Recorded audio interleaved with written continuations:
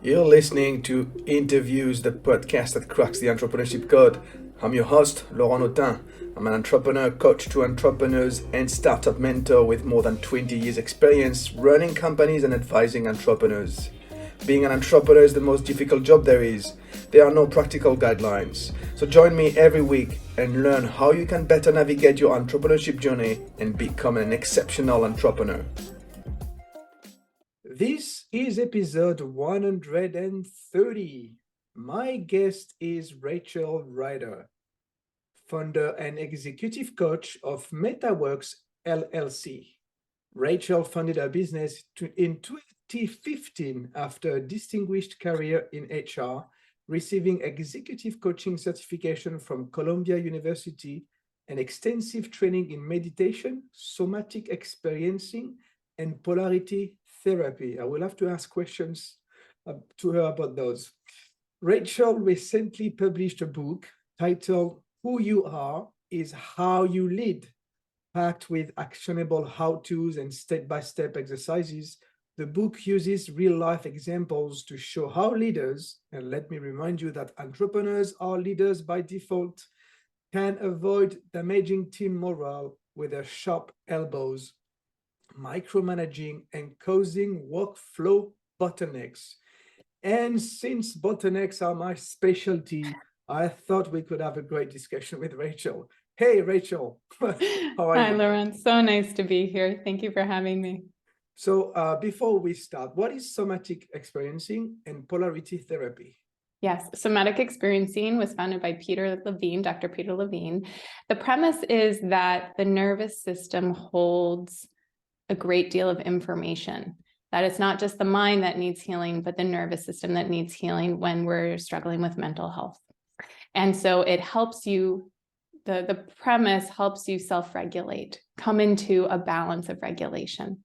Right. Polarity therapy, the premise is that your body has polar opposites within you, different charges. This is the more technical explanation, but I would say the premise is that it is important to stay balanced within yourself in order to be balanced within your life.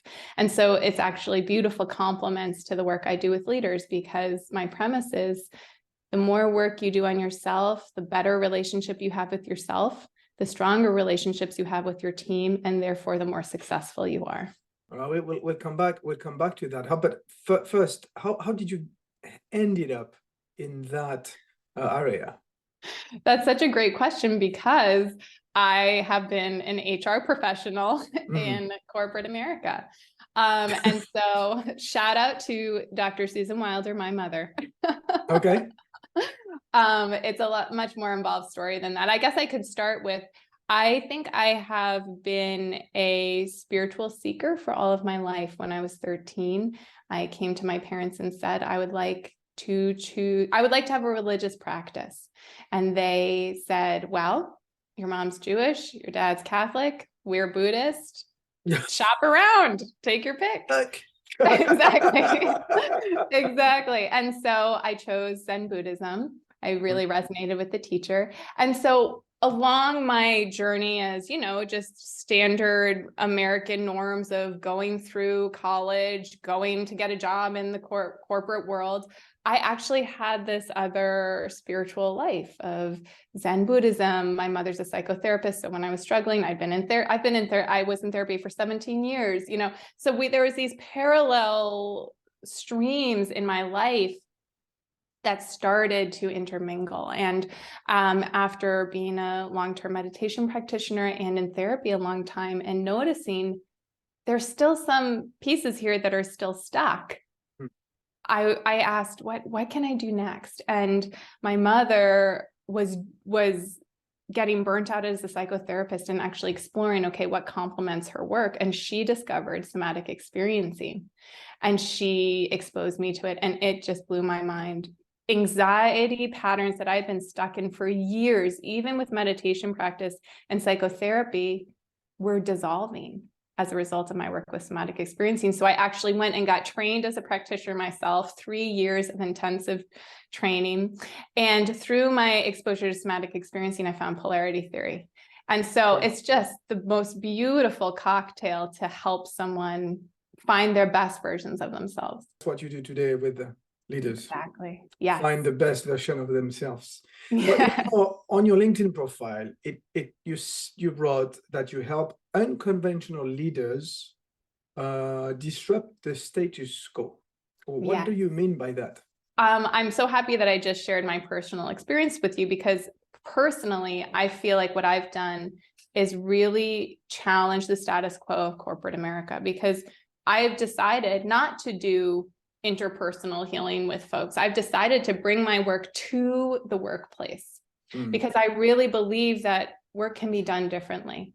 And so I often work with leaders who already have been there. The premise of their company is challenging assumptions of how business is done, or the way they run their company. They're saying, I know that this is usually how it's done, and I don't want to do it that way. I don't want to squeeze the lifeblood out of my people and have them leave. I don't want to emulate the culture of Amazon. And I do want to be as wildly successful as Amazon. How do we examine that differently? And because of my own experience and my own presumption that the inner work is what's going to change the way you show up as a leader, I attract folks and work with folks who want to examine these norms that we've taken as truth in corporate culture and say, hey, is that actually how we should do it to be successful? Let's examine it differently. And let's start with me and my own belief systems and how I want to show up as a leader. So what are some of those common patterns in the corporate world? So one of the patterns that I work a lot with is performance. What does it mean to push our people to perform? What does it mean as a company to perform? What is the story we are telling about being successful? How do we really examine that? What is becoming very apparent is that there's a lot of brittleness around companies where performance is simply numbers. There's a lot of workforce turnover. There's a lot of cost to ramping up folks and recruiting folks. We've got, there's still a war on talent, even with the tech world firing people by the tens of thousands. There's an opportunity here to examine how to do it differently. And so often we're looking at cultural decisions as a company, but also how you're showing up in the world in terms of integrity. Folks can make decisions very quickly to walk away from you as a company should it not align with them. And so the work I do with leaders is deciding what stance do we want to take as a company, and how do we want to show up in integrity, and what decisions am I making that align with the bottom line and also our brand. And we're finding that the higher integrity companies, the more loyal customers, the stronger the bottom line. We're talking about integrity. Amazing. Right? It's very interesting what you say, because exactly, this is not what we have in mind, when we talk about corporate or the business world. I'm watching on HBO Max right now. I'm watching the series Succession. I don't know if you've seen it. So talking about integrity. Well, what's funny is I had to stop after season 1 because it was so counter to my work. Really? I just couldn't keep watching. Well, season 2 is even better than season 1, actually. Oh. We often hear the saying, we never leave a company, we always leave a manager. I know it's true for me. I've always left managers, not the company. Is it because people are actually looking for integrity? I would love to say yes. I think big picture, probably it often comes back to that. I think deeper levels, it comes back to the way my baggage is engaging your baggage as a leader. And what is the water and oil that's not allowing us to connect? I think often folks want to feel connected, feel seen, feel heard by the people who are in charge of them. I like to say that it's not about the difficult message. People hear difficult messages all day. You can give difficult messages as a leader. It's that you do it in a way where someone feels seen and heard. I actually was just working with a CEO the other day, and he was like, yeah, but okay, how do I manage their bad reaction? I was like, okay, let's talk about this, because we have no control over someone's reaction, and you are delivering bad news. His message was to one of his really high performing players that they're not going to get the C-suite promotion that he had promised them because the goalposts have moved. And it was a little bad on him, right? He said some things he shouldn't have guaranteed. He can no longer deliver. She's going to be very disappointed. What are we doing about it? Yeah. And he knows it's going to go poorly. I said, help her feel seen and heard. It's okay for you to say, this was my bad. I shouldn't have made it so much of a guarantee. You are doing good work. You're just not there where the new goalposts are. And I really want you to get you there. I really want to get you there. Let's work together on this. How nice that would be to be on the receiving end, to hear disappointing information without feeling alone in it. And so to tell you the truth, I think when I give you this example, it does feel connected to integrity, because in that moment, the communication is real and honest and sincere. And I think there are deeper layers of the integrity piece. When I work with some of my clients, or I give like a training in leadership, there's this exercise that I always love to do, where I ask people to imagine the best boss they would ever had, and then write down, why that person is or would be the best boss, or everything they come up with. All the answers, nothing, there is no technical skills at all. It's 100% human skills. Exactly. Exactly. You really nailed the premise of my work, especially at the highest levels of an organization, where I say, listen, no longer are the deliverables your deliverable, your OKRs, your KPIs. The numbers that you need to meet at the end of the quarter or the year are not about you, CEO or C-suite. Your job is the relationships to the people who need to meet the deliverables. Yeah. And it's kind of mind-blowing, especially because these aren't boxes you can check. It's very sophisticated. It's complicated. There's no right answers. It's very disorienting. And this is the most powerful place to spend your time as a leader. Yeah. And you were talking about performance before. And so what I found is that a lot of leaders were not taught those human skills. Yes. They were promoted based on their performance or their technical performance. The best example I know of is the sales manager, the sales director. Yes. How do you promote the sales director? Because he's the best salesperson. That doesn't make him or her the best leader, right? Exactly. Maybe the best salesperson wants to stay the best salesperson. Exactly. And this is the thing no one talks about. No one's saying, in my book, I say, I had a client once who word for word said, I wish someone had told me this was actually the job description. He had been nominated to work with me because he was very senior in the organization, and his favorite word was no. And people were like, no one wants to work with you. And he's like, I'm just trying to get things done. And through our work, he was like, oh my God, everybody feels alienated because I'm telling them no. It's really about how do I manage their expectations? Well, we can do this, but this and this has to drop. It's not that the content of what he's saying changed, it's how he's saying it. It's how he's seeing the other person. And no one's talking about these skills. And I think it's because they're harder.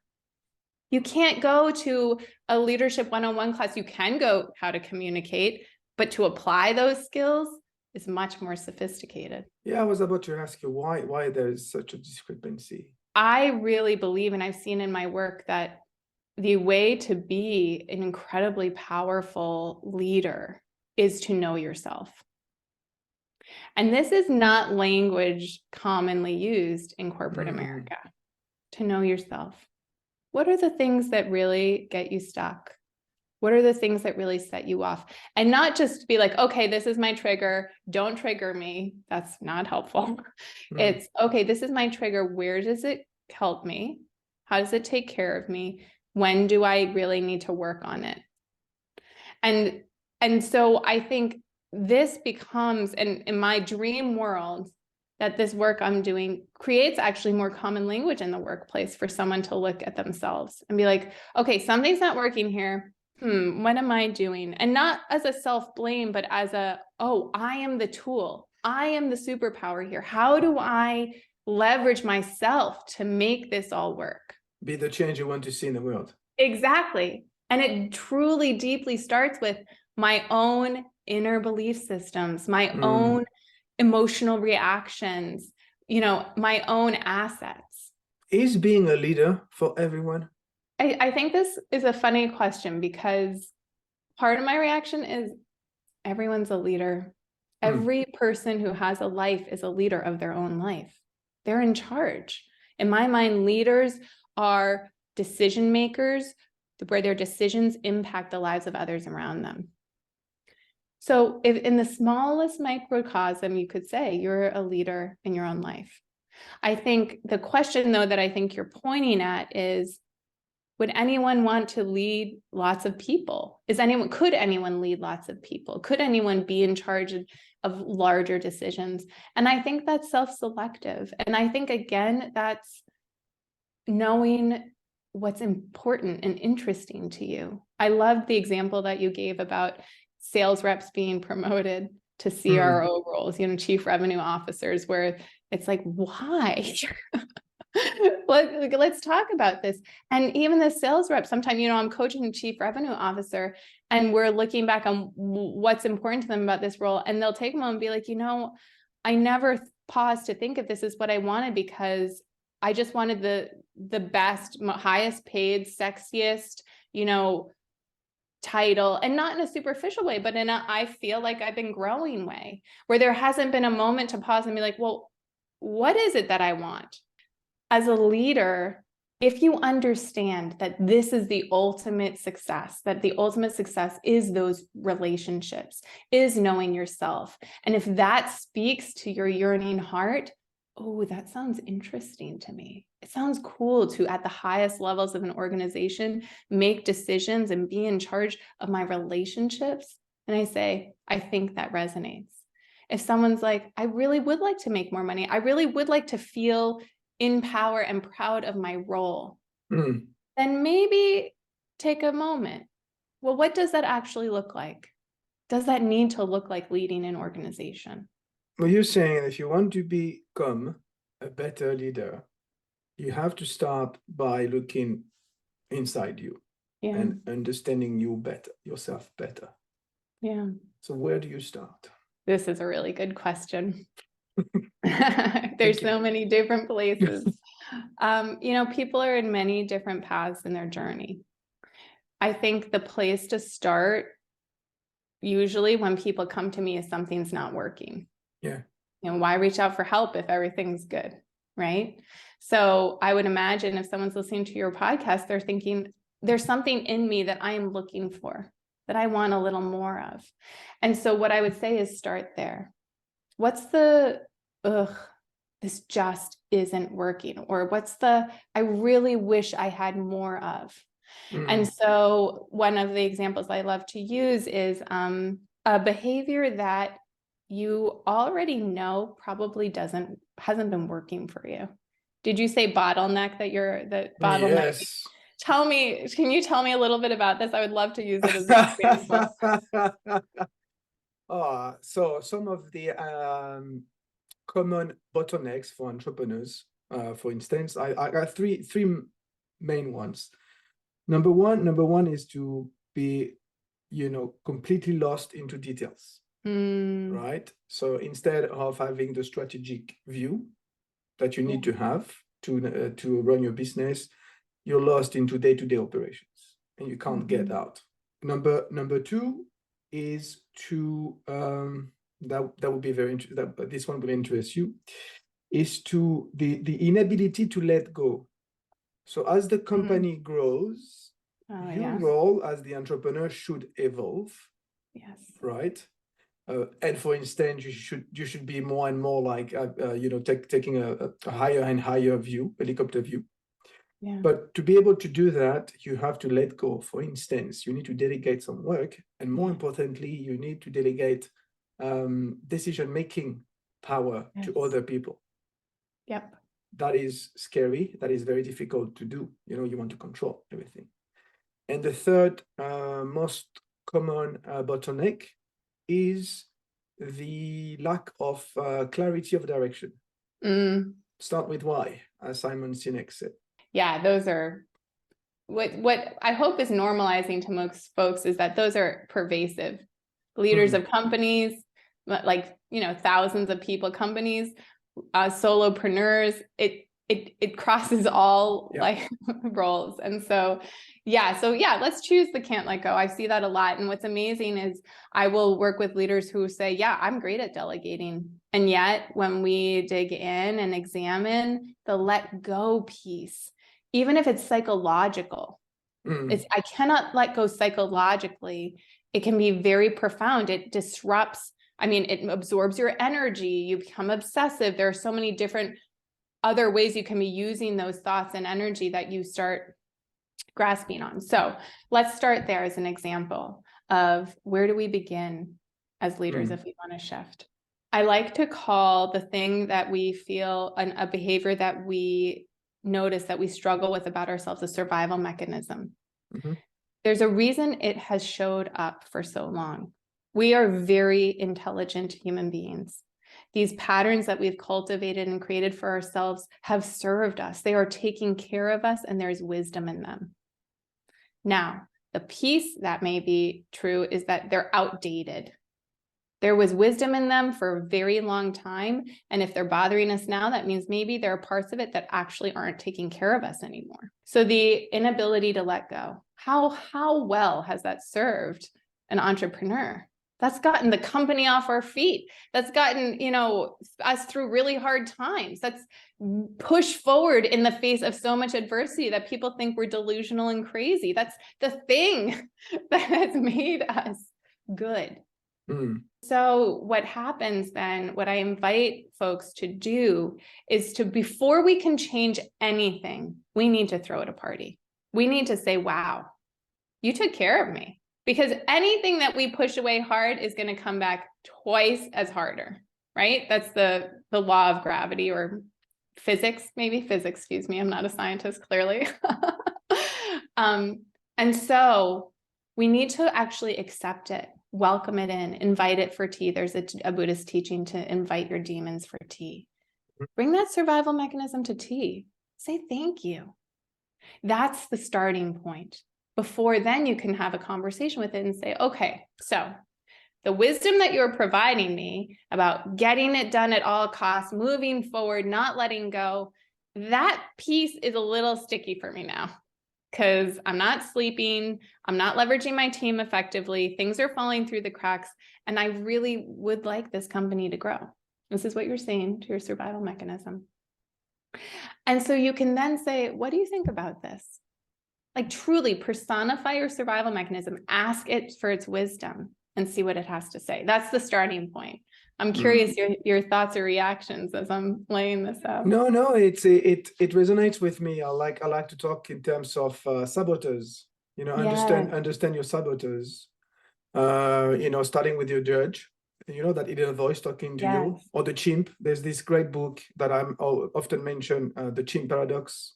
I forgot the author, but it's very practical. It's a very practical book about how your mind works. It's coming back to understanding yourself, right? So that you're able to, it's emotional intelligence, so that you're able to understand what's going on and control it. Yeah, there's an example I love to tell in the book. Thank you for calling out the judge, because, oh my God, we all have one, especially I think people who are very ambitious and driven, who are entrepreneurs, have a self-critical judge where that's served them, but also gets in the way. And I was working with, there's this woman I talk about in the book who is the head of UX for the company, had been in many other places, and she's supposed to stand up a team, build a strategy deck to put it together, and is immobilized, cannot do it. And she's like, I literally sit down, I cannot get it done. And so we talked about this because clearly it wasn't her lack of capacity. She's done this before. And I asked her, I said, well, what happens for you if I say, okay, let's just do it together now, and we'll get it done. Not that we're going to, but I was curious her reaction. And she said, oh no, it's just not good enough. It's not going to be good enough. And like literally as those words came out of her mouth, a pin dropped, because we've been working together a while. And that was one of her favorite belief systems, not good enough. And she was like, oh. And I was like, yeah, so here we are again. It's not good enough. And I said, will you experiment with me for a moment? She'd been working with me for a while, so she knew we did sometimes strange things. And she said, sure. I said, okay, this not good enough voice, does it have an age? Does it have a personality, like like what does it look like in your mind? And she said, oh, like kind of surprised that it immediately a visual came to her. And she was like, oh, it's my 13-year-old self. And I was like, interesting. Okay, let's talk about how she's taking care of you. Again, throw this survival mechanism a party. She's gotten me to where I am. If it's not good enough, I'm constantly striving for better. Well, doesn't that sound familiar, right? Mm. And I was like, okay, cool, great. So let's not tell her to go away. Let's just tell her to take a break while you start the presentation so that you can bring her in when you want a little finessing. And I was like, okay, so what can she do to give you some space while you do the presentation? She was like, okay, she can make a grilled cheese sandwich in the kitchen. And we both laughed, like, it's amazing how specific these visions come up. So, okay, great. When you go to sit down to do your presentation, I want you to send your 13-year-old critical self to the kitchen to make a grilled cheese sandwich and bring her in when you need a little finessing. Mm. The next session she came back, she was like, I cannot believe how effective that was. Mm. She had done the deck, she had sent it around, she was now talking about iterating on it. And just the power of, she didn't criticize her 13-year-old self, she didn't turn her away. She said, listen, you can help me out just in a little bit. Yeah, shut up for the moment. Exactly. And Yeah. that's the power of this work. And so that's exactly it. It's like, okay, how do you personify those saboteurs and engage with them in a way to help them give you the wisdom that they have? Because they're not idiots. No, and the thing, and what you're saying is really important, is that that voice will never disappear. It will always be there. So you have to learn to mute it. I would say have a healthy relationship with it. Good. I like it. Yes. Because what you're saying is so profound and so powerfully important. If we can come to the terms with the fact that these are our inner demons. We were born this way. We were born human with demons. It's pretty cool to be a human and not a cat. For me, I like my brain. This is cool. So what that comes with is our own birth karma, our own baggage. So if we come to terms with, okay, you know what? Some of this isn't going to go away. I just get to change my relationship to it. You know, I've had chronic anxiety my whole life. I had TM, I clenched my jaw, ulcers, panic attack, like anything you could think anxiety related, I had. And I think when I came to terms with the fact that this is something I was born with and it can change, my relationship to it has changed completely over time. So when it shows up, it's more of, okay, what am I worried about right now? Or what is this trying to tell me? And it's not as debilitating anymore. It's more of a little friend, sometimes an annoying one, sometimes just a usual one. But to your point, it doesn't have to go away for things to get so much better and for it to become an ally. Great conversation. Let's turn to you, the entrepreneur. You founded MetaWorks in 2015. How big is your team today? We've got five folks. So it's a small team. So now, we're scrappy. Here's a tricky question for you. Yeah. If I was to ask your team to describe you as a leader, what would they say? You know, Laurent, this is perfect timing because I just had the most beautiful conversations with two of my team members last week. Nice. Voluntarily, they both said that working for MetaWorks has changed their lives. Amazing. I'm like, ooh, it got me in the heart individually. And that means so much to me because what I just described to you is working with leaders who disrupt the status quo. That is vital to me.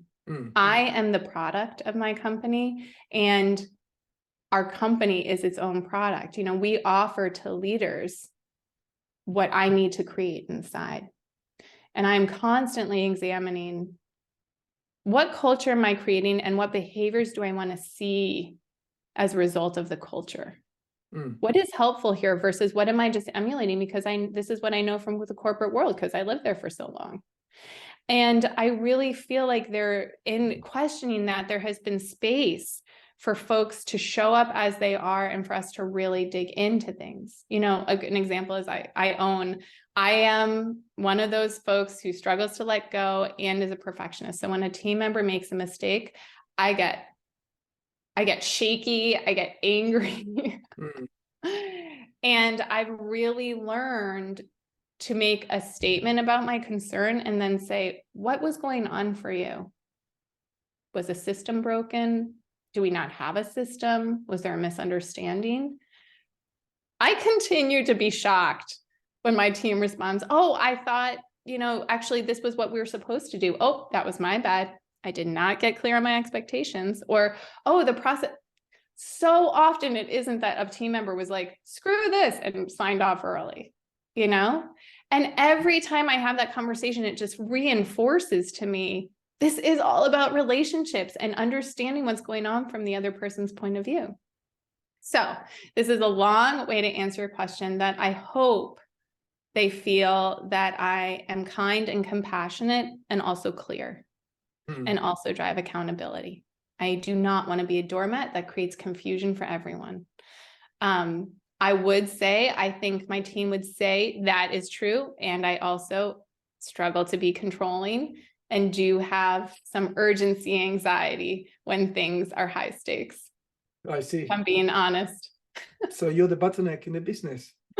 Of course. It's my work on myself. It's so funny because I pride myself on delegation and there's always more you can do. Yeah, it's true. It's true. Well, what does it mean for you to be an entrepreneur? I feel like this is the ultimate inner journey. Okay. For me, I'm actually curious to hear from you too, because every decision I make, it means I have to cultivate a deeper trust in myself, a deeper confidence. Is this the right direction to take the company? We just pivoted slightly. We were niche in tech. We're expanding to powerful decision makers in the world who really want to change the way companies are run. All of it has been a journey for, am I doing this right? And what's right? And so for me, being an entrepreneur has meant time and time again, coming back and saying, I'm doing this because I want to do whatever I want. Literally, that is why I want to use my company to build a beautiful life. And so every time I feel like that is not happening, that I'm following someone else's rules, I am listening, oh, I should do this, or I didn't do this right, or, oh, it's not good enough. That's an opportunity for me to say, whose voice is this? What belief system is this? What old trauma is this? So I really see my role as an entrepreneur as my kind of the premise of my deepest inner work, which aligns with what I do. So curious for you. For me, it's several things.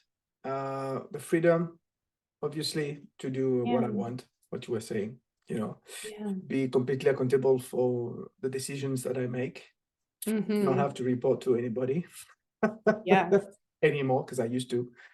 But I think also very close to what you were saying, it allows me to be myself and to say the things that I want and what I believe in, and just to be a bit bold and I still have to find my voice. But the podcast is also a way to spread my words and my wisdom.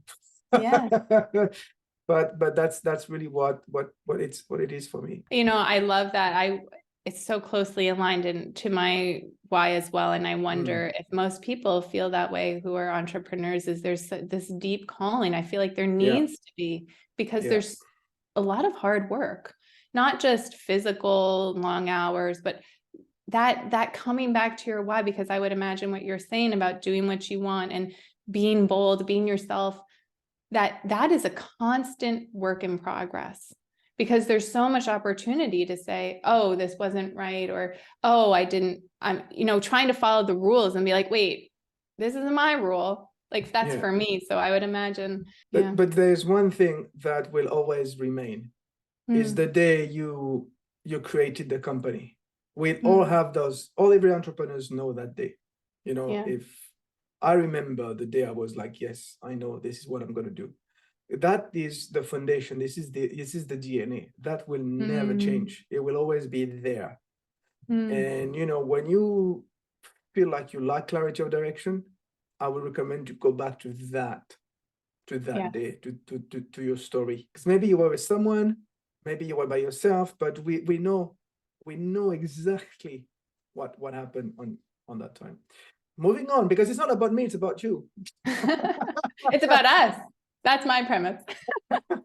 What about you moved from the corporate world, been an entrepreneur for like 7-8 years now. What are some of the lessons you've learned along the way? If I'm following someone else's rules, I'm doing it wrong. That's actually one of the reasons why I recently pivoted in this past year. The company was getting more and more successful. I'm basically referral based. I've up to this point done very little promotional anything. And the more successful we were getting, the more disappointed I was to go to work. And I was really confused because success is what I strive for. That's exciting to me. I'm an ambitious woman. And so I was disoriented. We have coaches working for us. We have a back office. We have companies reaching out that I haven't even met, but referral based. What is going on? It took me 6 months, 8 months to soul search and really understand exactly what you said. I wasn't being entirely myself. I had built a website that felt like companies would want to hire me. I was using language that I feel like companies would be comfortable saying yes to. And I realized I wasn't leaning into my magic because people would say, oh my God, I don't know what you guys are doing over there, but it is working. Let's have more of it. But I wasn't talking about the somatic experiencing work or the polarity therapy work because I was worried about alienating companies. And I realized that no, I needed to lean into who I was in order to attract my ideal clients who want to do that work, who say, hey, ooh, yes, Meta works because I want this. And that took a lot of courage for me, who felt like it was important to be what other folks wanted so that I could make money. And so this has been a powerful learning that I felt like I knew early on, but the learning is deepening, And so this was actually a really big deal. We just rebranded the website. I'm leaning into language about inner work. The book has come out where I focused on inner work, which is not something we were talking about previously. And that I'm really proud of. I'm really lit up by. I love talking about this stuff. And the energy is back in my company in a way it wasn't for the past couple of years. And so that's been a huge learning for me again and again, that the more I lean into who I am, the happier I am and the more successful, frankly. Feel a disconnect? Yeah, I did. I think I really did feel a disconnect. I felt like I was doing this for everybody else, when, to your point, I had started this company for me. A lot of entrepreneurs, I would I've talked to 150 on a podcast now. They would talk about impact, crave for impact. That's one of the main reasons they go into entrepreneurship, because they want to change something. Sometimes they want to change the world.